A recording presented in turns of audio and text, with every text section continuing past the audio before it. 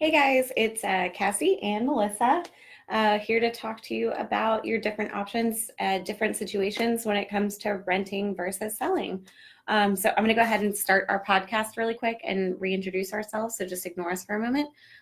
This will all be recorded for you to watch or comment on later, but feel free to ask questions during the live feed for us to answer for you. Happy to do so. If you happen to watch this after it's live and you have questions, still feel free to message them to me. More than happy to respond to you personally or address it in our next podcast. So this is Melissa. She is a licensed real estate agent in Hampton Roads. And of course, I'm with Renters Warehouse. We do property management. So we do just kind of want to touch on those rent versus sell options. But hold on, let me start this podcast really quick while I let some people come on. Hey, podcast world, it's Cassie Parker with Renters Warehouse and Melissa Dupuis with Own Real Estate.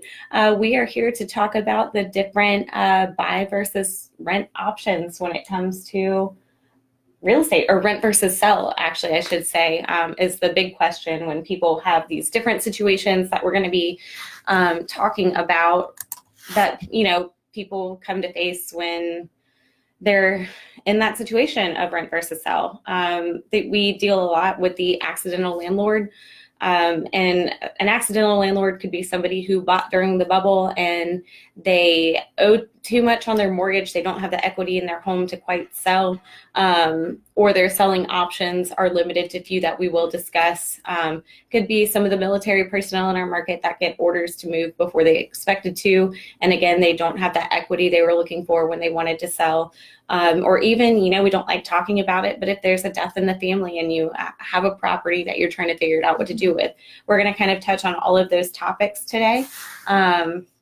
And just kind of go over what it looks like, what your options look like when it comes to renting versus selling. So yeah. So thanks for having me today. Yeah. I'm super excited to talk through all the different kind of options, and we have a really awesome partnership between myself. I do kind of strictly residential selling and buying. I work with investors, first-time home buyers, and then of course people that are looking to sell their home. And anytime I have somebody that has an investment property, I utilize the team at Renters Warehouse, with Cassie being my kind of main point of contact, to be able to assist them the best way possible with the rental side of it. So I'm super excited to kind of talk about the different processes and when it is more ideal to rent versus sell and the different options there. Mm-hmm. And vice versa. A little bit of our history. We actually used to be a real estate team together. We started in real estate around the same time. Melissa's been doing it just a little bit longer than I have. But we started at the same company, and then we just kind of grew from there. And I ended up in the property management world. She's still doing the traditional real estate, but I do refer a lot of my friends and people to her. She refers people to me. It's a good partnership, and we do have that trust with each other. I have no issue telling people definitely call her if you are looking to buy or sell. So, and if you want to throw out your number really quick, feel free. Yeah, so if you are in the market to buy or sell, we'll talk through, of course, some of the options, but the best way to reach me is 757-985-0564. You can also find me on Facebook, and that has all my contact information as well. Yep, and we'll post all of that too for you guys to follow up on later if you do decide renting's for you and you want to reach out to us, or if you decide selling's for you and you want to reach out to Melissa. But that first topic that I know I brought up was people who bought in the bubble, that 06 to the end of 09 area where, the market was super inflated and then we crashed. And there's still people coming out of that. We're actually starting to get to the point where, I know I've helped a few people and you've helped a few people that were actually able to break even. So we're kind of coming out of that, but there's still the people that maybe had the higher interest rates in that time that are still looking at what their options are when it comes to that property. Mm-hmm. So I don't know if you wanted to kind of talk to them about when you sell, what your options are if you bought during the bubble, and then I can kind of go over. Yeah, definitely. Mm-hmm. So there are a lot of different scenarios that kind of are involved with that process. So when you're looking to sell, if you're in a position where you owe more than what the market value of your property is, more than the appraised value, and you're kind of underwater, if you will, it's a kind of fun term there, then you do have the option of short selling your property. And a short sale is basically when your lien holder, the bank, is going to agree to allow you to sell the property short for what you owe and under market value. And it is definitely a better process than, say, letting your property go into foreclosure if you're in kind of dire financial strait and you really are needing to sell. It definitely is quite a process. There are a lot of kind of people involved. There's professional short sale negotiators that we can work with that work with us as the sellers and work with the bank in negotiating everything and making sure that you come out kind of free and clear, if you will. So it's a long process. It's fairly involved. There's a lot to it, but it's basically utilized to be able to sell your property when you are underwater to break even or not have to owe anything afterwards. And if there is a small impact, there are some disadvantages. You don't always have the option to short sale, and that's something that myself and a professional short sale negotiator can walk you through as far as being able to kind of provide a financial hardship to show that you're unable to kind of maintain where you are in your current home. And there are a lot of different scenarios that we can get into a lot more in detail if you're in that particular situation to talk you through to make sure it's a good option for you. But it's definitely a better option than foreclosure. Yes, but if it's not something that you're comfortable with and the numbers may not make sense, or you may not have that financial hardship to be able to provide to your lien holder to approve the kind of short sale process, because that is part of it, then renting may be a good option. And that's when I would get you in touch with Cassie and Renters Warehouse to be able to move forward with that option. Yep. And as far when it comes to renting a property that you bought in the bubble, I know we touched on this briefly last week, but a lot of people will come to us and their mortgage may be, let's just throw out arbitrary numbers, at $2,200, and because they bought at that inflated price and they have that higher interest rate. And then when we run rental comps in the area, it's kind of the same as when you list a home. We look at the comparables in the area to see what it could rent for, because we don't want you to sit on the market with a long vacant time. We pride ourselves on low vacancy, lost opportunity cost, time on market, all of that. So that analysis that we run might come in and it may say, like, we can only rent it out for $2,100 a month. It's not covering your full mortgage, but it is somebody else paying down your asset for you, which is just a good way to think about it. Again, it beats the heck out of a foreclosure. And I know she did touch on some of the pros and cons to short selling. So if it costs you, an extra $100 a month to keep this asset, that will continue to reappreciate in value. We know it kind of went down after the crash or whatever, but values are rising again in our housing market. So it may rent for that $2,100 this year, but next year it could appreciate to where we could get like $2,150 and then get up to $2,200 to the point where it is a cash flowing property. So I do like to touch on that if we can't get the rental costs to cover the mortgage. It isn't a forever thing. It could appreciate and get there.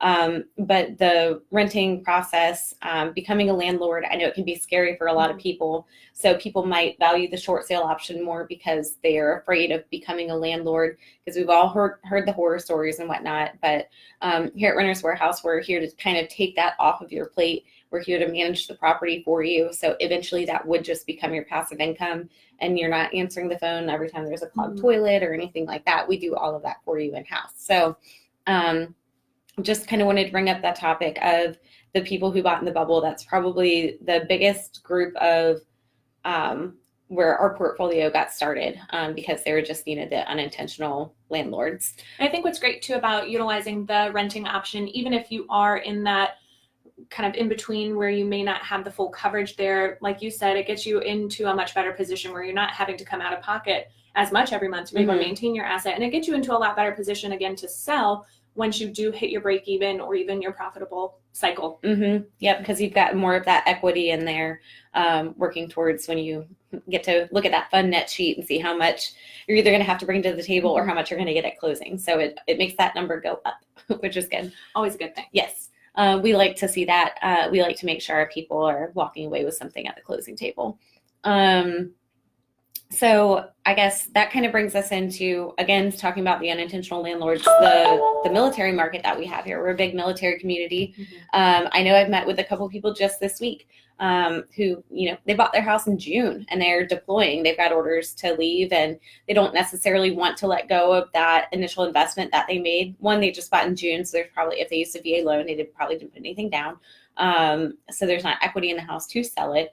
So there's the rental option for them. And, they might be overseas. They might be somewhere where they don't have access to, internet, to be dealing with people all the time. So we take over those properties for them and help them, so that's one less thing they have to worry about when they're already have so much else going on that's out there defending us. Thank you for your service. But that is just another a client type that we come across that we can help out, especially being in such a large military market.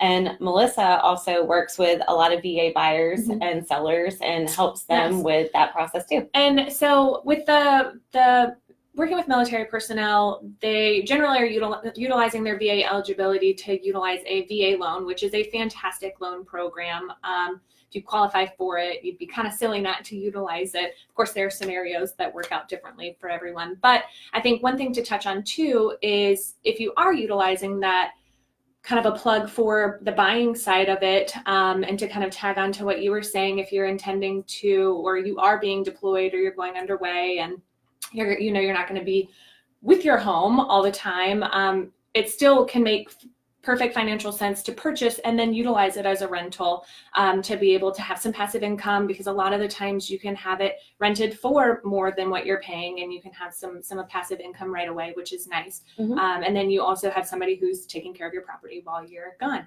and that's fantastic as well. So generally with the VA purchases, it does take a little while for you to accumulate the equity, because with the VA loan program, it doesn't require a down payment, which is awesome when you're purchasing, but it does take a little while to get your equity back to be able to build to break even.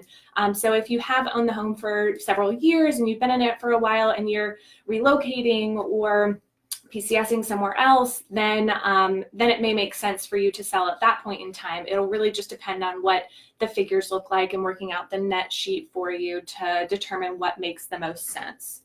And another thing that we offer here to any agents that might be tuning in, we have at Renters Warehouse our Pass the Buck program. So even if you're, Mr. Seller out there, and you've had your home on the market for a little while to try to sell, but maybe it's not selling as quickly as you would like it to, we'll still take care of your agent, and rent it out for maybe that year. You need to rent it out to then get to the point where you'd want to sell or whatever. And then once you're done with us, we keep in good contact with your agent will keep in good contact with you. We hand you right back. And that's a program that we offer for people who maybe just couldn't sell for what they wanted to at the time. It's a good option for when maybe that appraisal comes in a little bit lower than you thought it might. So we're a good quarterback for you guys if something doesn't work out. And we do take good care of your agent, and we'll take good care of you while you're with us too. So for any agents watching, if you do have people that reach that hard spot where you're in between a rock and a hard place and the sale just isn't working out at that time, but they need an option, Renters Warehouse is here to definitely help you guys out on the back end with that, and take good care of them until they are ready to sell, and we'll get them right back to you. So for any realtors who have a question about that program, feel free to message me and I'd be more than happy to talk to you about it.